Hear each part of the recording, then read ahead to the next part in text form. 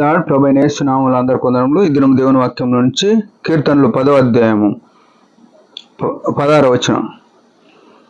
యెహోవా నిరంతరము రాజై ఉన్నాడు, ఆయన దేశములో నుండి అన్యజనులు నశించిపోయిరి. ప్రియమైన వాళ్ళరా, దేవుడు ఏమంటున్నాడు? యెహోవా నిరంతరం రాజై ఉన్నాడు. ఈ మాట చూస్తే ఈ లోకంలో ఉన్న అధికారాలు, రాజ్యాలు, సింహాసనాలు అన్నీ ఏమైతాయంటే, మన దేశంలో చూసుకుంటే 5 సంవత్సరాలకు ఒకసారి ఎలక్షన్లు, రాజరికం, ఆ తర్వాత 5 సంవత్సరాల తర్వాత ఎన్నికలేని వారు అవుతారు. అయితే ఈ దేవుడు అంటే మనకు ఆ రాజు ఒకవేళ ఈ 5 సంవత్సరాల్లో ఎవరైతే మనం కోరుకున్న వ్యక్తి సింహాసనం మీద ఉంటాడో, లేక మనకు పరిచయం ఉన్న వ్యక్తి ఆ రాజరికం చేస్తున్నాడో, మనం ఎంత అతిశయిస్తాం. అరే మా మనిషి సీఎం ఉన్నాడు, మా మనిషి పిఎం ఉన్నాడు, నాకు పరిచయం అని ఇట్లా మనం అతిశయపడతాం.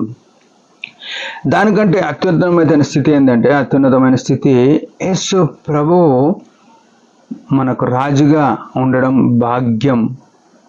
ఆయన ఎంత మంచి దేవుడో చూడండి. ఏమంటే ఆయన నిరంతరం రాజు.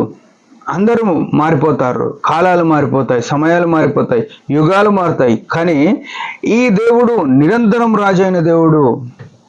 ఎంత మంచి మాట! ఈ నిరంతరము రాజు అయిన దేవునితో నీకు సంబంధం, నాకు సంబంధం ఉండాలంటే ఆయన శిలువ రక్తం చెంత మన పాపాలు ఒప్పుకొని విడిచిపెట్టి కడగబడిన అనుభవంతో ఆయనను వెంబడిస్తే ఆయన మనకు రాజు అయి ఉంటాడు. ఆ నిరంతరం రాజు అయిన వ్యక్తితో మనకు సంబంధం బాగుంటుంది. ఆ సంబంధాన్ని బట్టి మనం వర్ధిల్లే వారం అయి ఉంటాం. ఒకవేళ సంబంధం లేకపోతే మన జీవితంలో ఎంతో తీరని నష్టం. ఇక్కడ అదే మాట ఉంది. ఏమనంటే ఆయన దేశంలో నుండి అన్యజనులు నశించిపోయిరి అంట. అన్యులు అంటే యేసు ప్రభువుకు నీకు సంబంధం లేనప్పుడు, ఆయనతో మనకు సావాసం లేనప్పుడు, ఆయన రక్తంతో మనం విమోచింపబడినప్పుడు మనం పరాయి వారం అయిపోతున్నాం. ఆయనతో సావాసం ఉందా? ఎందుకంటే సర్వభూమికి ఆయన రాజు అయినాడు అని రాయబడ్డది. ఈయన నిరంతరం రాజు అయినాడు కదా, సర్వభూమికి రాజు అయినాడు. ఇంకో చోట చూస్తే అంటే ఈ భూమి అంతా ఆయనకు సంబంధించింది.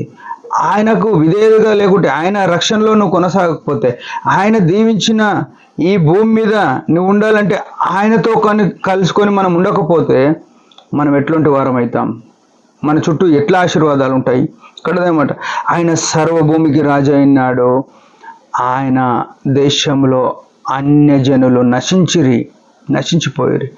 మనం నశింపకుండా ఉండాలంటే ఆయన వారమై ఉండాలి, ఆయనకు చెందిన వారమై ఉండాలి, మనం స్వజనులమై ఉండాలి. తన స్వజనులముగా ఆయన తన స్వర్గం ఇచ్చి ఏం చేసినాడంటే రాజులైన యాజక గుంపుగా చేస్తూ వచ్చినాడు, దేవుని సొత్తైన ప్రజలుగా చేస్తూ వచ్చినాడు. ఈ గొప్ప విషయం మనం ఎరిగి ఆయన రాజరికంలో ఉండాలి, ఆయన మాట వినాలి, ఆయన చిత్తమేదో ఎరిగి దాని ప్రకారం జీవించాలి. లేకపోతే ఏమవుతుందంటే మనం అన్యులైన వాళ్ళందరూ నశించిపోయినారు. ఈ నశించిపోవడం అనేది తిరిగి ఎవరు కూడా సమకూర్చని నశించుడు. ఎందుకంటే నీ కొరకు నా కొరకు యేసు ప్రభు క్రైమ్ చెల్లించి విమోచించినాడు. ఒక్కసారి అందులో నుంచి తప్పిపోతే మనల్ని ఎవరు కూడా తిరిగి సమకూర్చనంత భ్రష్టత్వంలోనికి, పాపంలోనికి వెళ్ళిపోయే పరిస్థితులు ఉన్నాయి.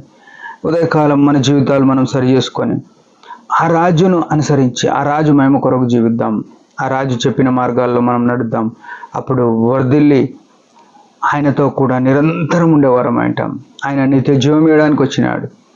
ఆయన ఈ లోకంలో చనిపోయి మనకు నిత్య జీవం ఇద్దాం అనుకున్నాడు. ఆయన సిలువలో చనిపోయి మనల్ని ఉద్ధరించడానికి తిరిగి లేస్తూ వచ్చినాడు. ఆ గొప్ప అనుభవం మనకుందా? ఆ గొప్ప అనుభవంలో మనం కొనసాగాలని ప్రభు కోరుతున్నాడు. దేవుడి మాట దీవించుగా చిన్న ప్రార్థన. పరమ తండ్రి యేసు ప్రభు నామములో వందనాలు. మాకు ఇచ్చిన ఆయుష్ను బట్టి స్తోత్రములు. నీవు నిరంతరం రాజు, నీ యందు మేము ఆధారపడి జీవించడానికి సహాయపడని, లేకుంటే నశిస్తామనే వివేచన కలిగి జీవించడం కృపణీయమని యేసు నామములోనే ప్రార్థిస్తున్నాం తండ్రి. ఆమెన్. ఇప్పుడు అందరి పరిచయం గురించి భారంగా ప్రార్థించండి. Praise the lord.